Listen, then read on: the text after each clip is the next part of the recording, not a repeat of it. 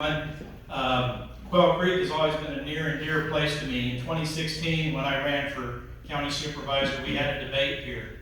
And after the debate was over, a lady came up to me and said, "I owe you an apology." And I'd never met this lady before. And I said, "Ma'am, why would you say that?" She said, "Because I thought you were a plant, but you're the real deal. You remind me of Will Rogers, your ability to directly answer questions, interject a little bit of humor to keep things interesting. And I just really liked how you performed today." Frank Antonori was one of the two moderators at that event, and the first question was, what do you think local government should provide to you? And he said it should be a short answer, just a few sentences. And my opponents went first. Mr. Christie gave about a 3-paragraph answer. Marlon Clausen gave about a 2-paragraph answer. And my answer was that I think was received very well, the least amount possible. We believe in freedom as Republicans. We don't want the government telling us what to do or doing too much for us, because we can always do better in ourselves. I believe in each and every one of you a lot more than I believe in the government. We are the government, but we're individuals first. So thanks for coming out today and sharing some time. So I'd like to start out by giving you why you should listen to me. You should listen to me from my perspective for 3 reasons. 1, we are taxed too much. 2, we're not getting good value for the taxes we pay. And finally, if you listen to me today, I'll listen to you for the next 4 years. So if you see this big palm card up here, it's not really a palm card. We've got a bunch of smaller ones because that was just too hard to carry around. So we've got a lot of these outside there. And on the back, it calls out the differences between me and our incumbent. So feel free to pick one of those up. What I'd like to do is spend a little time going through the front of this card here. And first thing is, we want to fight wasteful spending. There's no secret in Pima County, these bond propositions come up. We vote no on them because we don't trust how they're going to spend our money. Somehow, some way, where there was no money before, Chuck Huckleberry and the board majority finds a way to do those projects anyway. And when Huckleberry's been questioned about it, he said, "Oh, they didn't vote against the project, they voted against the funding mechanism." I don't believe anybody in this room believes that's true. We voted no on those projects, plain and simple. And there's a number of differences in the way that I would vote on a lot of the issues here in the county than our incumbent. And one of those is American Airlines. So American Airlines had a $3 million loan guarantee from the Chamber of Commerce to institute direct flights between Tucson and New York City. It's no surprise that it failed, because it's failed in plenty of other places, smaller towns. But it only lasted 3 or 4 months. And then, although Pima County wasn't a party to that contract, they came before the Board of Supervisors asking to take $100,000 out of our contingency fund for emergencies to give to American Airlines. And I've got a video here, and obviously we have no way to show the video, but I'd like to play a very short video. You can hear the audio of how first Supervisor Miller reacted to this, and by contrast, how our incumbent supervisor reacted. And I think it says a lot. So let me get this going for you.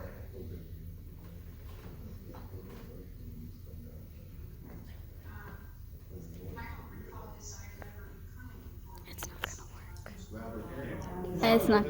So what Allie Miller is saying is a number of things. 1, she doesn't remember this ever coming before the Board of Supervisors. She thinks it's a violation of the gift clause. She just can't see in any way, shape, or form where this is an advisable thing to do, and she's going to strongly object. Immediately after that, Supervisor Christie said, loosely, hopefully pretty closely quoting, "I believe this is a perfect example of a public-private partnership." As a fellow Republican, it intrigues me how their opinions can be that vastly different on this topic. But Allie Miller stood alone. The other 4 supervisors voted yes to give our tax dollars away.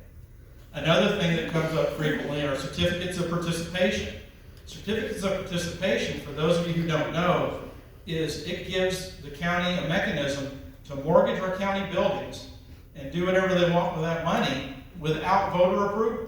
They found a way to quit bothering with the propositions, apparently, because they're going to get the money they want anyway. And when they do that, there's cost to that.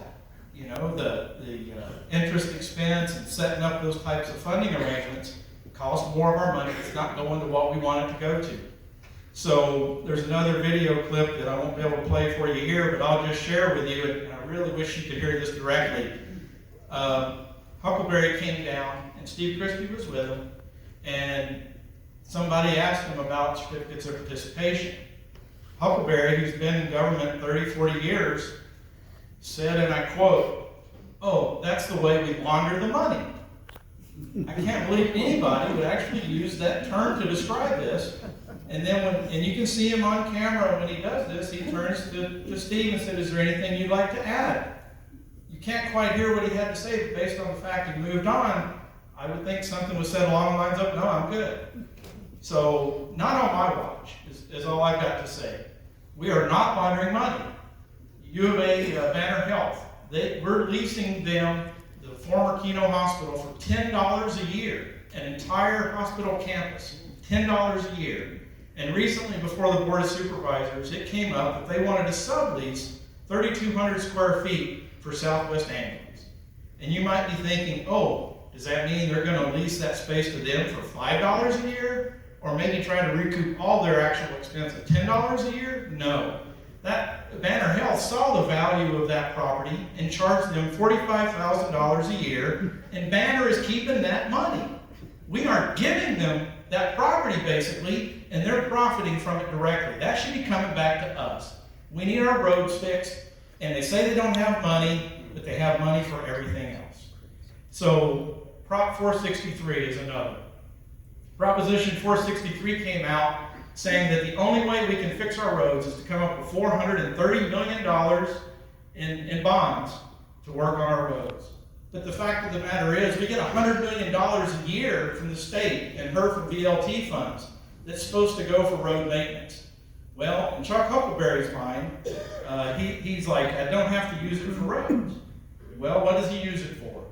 19 million of it go to pay off the 97 HERF bonds that, incidentally, the county is paying for road repairs that took place in Tucson city limits.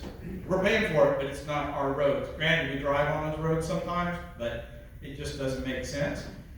40 million of that money pays for 40 of the $43 million annual budget for the transportation department. Now, when you're in business, whatever work you're doing, it's going to have some overhead. Usually it's 10, 20% maybe of what you're spending is overhead. This is the other way around. They spend $5, maybe $8 million on roads, ops, and spend $40 million to pay the staff that's overseeing what's being done, which is not much of anything.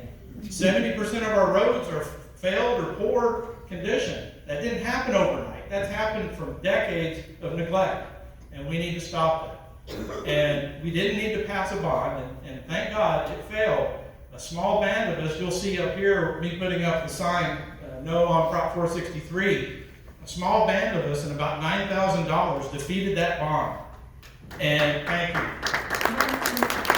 The other side, the yes side, spent $277,000 to try to dig deeper in all of our pockets. So it goes to show a couple things. One of the main things is you can win a race without having the most money. It takes putting the feet on the ground, knocking on doors, and doing the hard work. And in this race, I'm not going to have the most money, no doubt about it. But no one's going to outwork me. And when you put me in office, I just want to say that this seat is not Steve Christie's seat. When I get elected, it won't be my seat. It is, always has been, and always will be your seat. And I won't forget who put me there. I thank you for your time.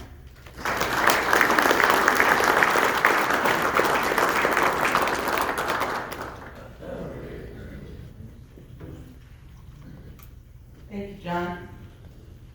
Our next candidate